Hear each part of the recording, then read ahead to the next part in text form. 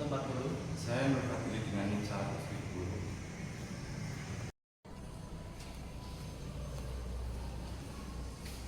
Halo, nama kamu siapa? Halo, nama saya Aldo. Sebelumnya mohon izin aku boleh bertanya? Boleh? Oke. Apa yang kamu ketahui tentang adaptasi kurikulum?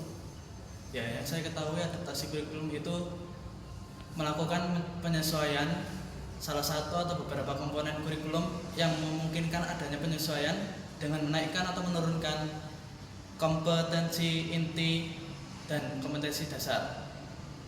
Oke, nah selain itu adaptasi kurikulum juga dikembangkan dengan cara 4 model, yaitu model duplikasi, model substitusi, model modifikasi, dan model omisi.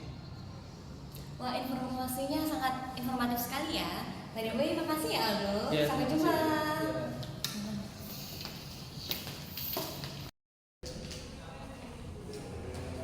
Halo Kak. Halo. Nama siapa? Saya Alvina. Halo Elvina. Jadi sebelumnya aku habis bertanya-tanya tentang bagaimana adaptasi kurikulum. Oke, menurut Kakak bagaimana model duplikasi kurikulum itu? Untuk model duplikasi kan berarti meniru atau menggantikan. Berarti duplikasi kurikulum itu cara penggunaan kurikulum bagi peserta didik berkebutuhan khusus dengan menggunakan standar kurikulum nasional yang sama seperti peserta didik umum reguler.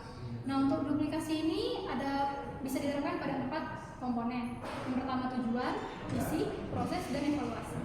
Untuk duplikasi tujuan itu tujuan pembelajaran yang diberikan kepada peserta didik berkebutuhan khusus sama dengan peserta didik reguler. Untuk isi itu materi-materinya pada peserta didik reguler sama digunakan juga pada peserta didik berkebutuhan khusus. Untuk proses berarti pengalaman-pengalaman yang diperoleh oleh peserta didik berkebutuhan khusus juga sama seperti peserta didik reguler. Dan untuk evaluasi, cara penilaiannya pada peserta didik berkebutuhan khusus juga sama dengan peserta didik reguler. Terima kasih ya Kak.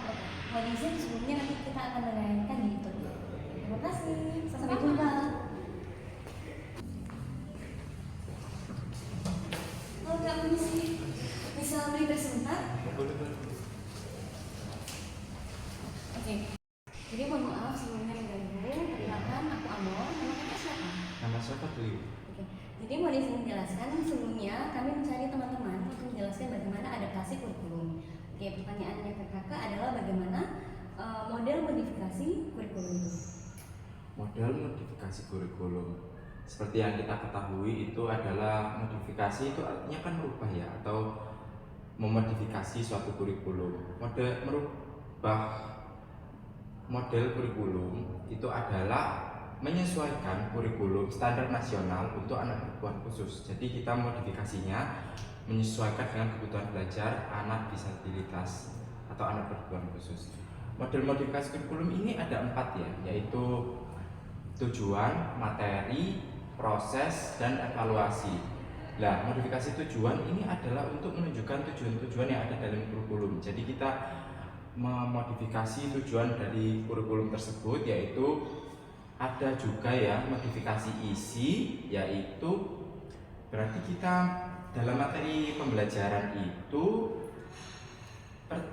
dirubah ya, peserta didik reguler dirubah untuk peserta didik berkebutuhan khusus. Selanjutnya adalah modifikasi proses, yaitu ini tuh menjelaskan ada perbedaan dalam kegiatan pembelajaran peserta didik penyandang disabilitas dengan penyandang peserta didik yang tidak memiliki disabilitas yaitu. Selanjutnya adalah modifikasi evaluasi. Di sini kita menjelaskan adanya perubahan dalam sistem penilaian hasil belajar yang disesuaikan tentunya pada anak berkebutuhan khusus tersebut. Wah, informatif sekali, banyak sekali yang akan kita dapatkan. Jadi terima kasih ya Kakak Fadli. Kali dan sangat informatif. Terima kasih Kakak Fadli. Jadi mohon izin menyampaikan di YouTube. Terima kasih, sampai bertemu. Sampai bertemu. Ini Kak, mohon maaf mengganggu waktunya. Saya Amor. Sebelumnya saya merekam teman-teman yang sedang ada berkuliah. Kami meminta bertanya bagaimana penjelasan adaptasi. Perkenalkan, aku Amor. Nama Kakak siapa? Oh, nama saya Paulia. Sebelumnya mau disebut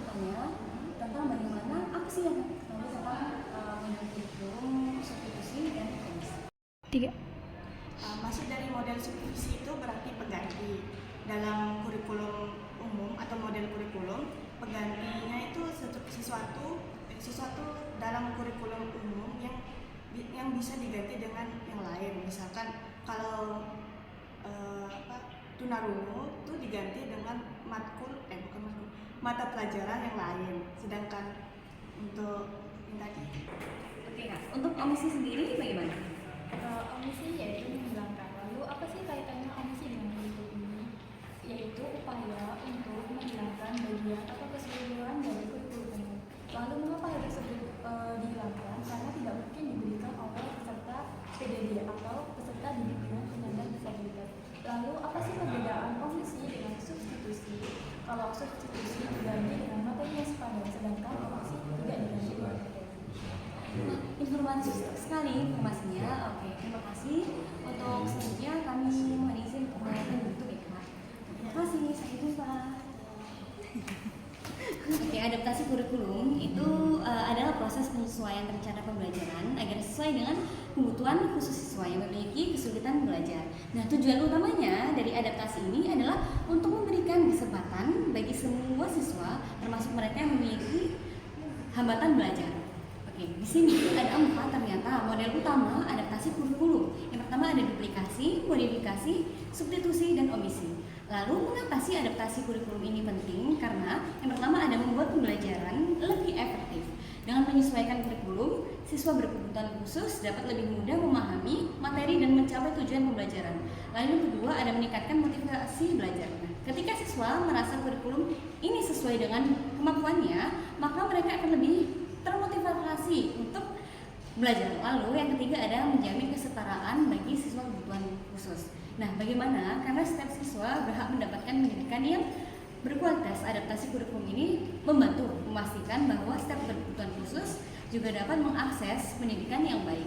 Lalu kesimpulannya, bagaimana adaptasi kurikulum ini adalah kunci untuk menciptakan lingkungan belajar yang inklusif bagi semua siswa. Dengan memahami kebutuhan individu setiap siswa, kita dapat menyesuaikan kurikulum agar siswa dapat mencapai potensi maksimalnya. Terima kasih.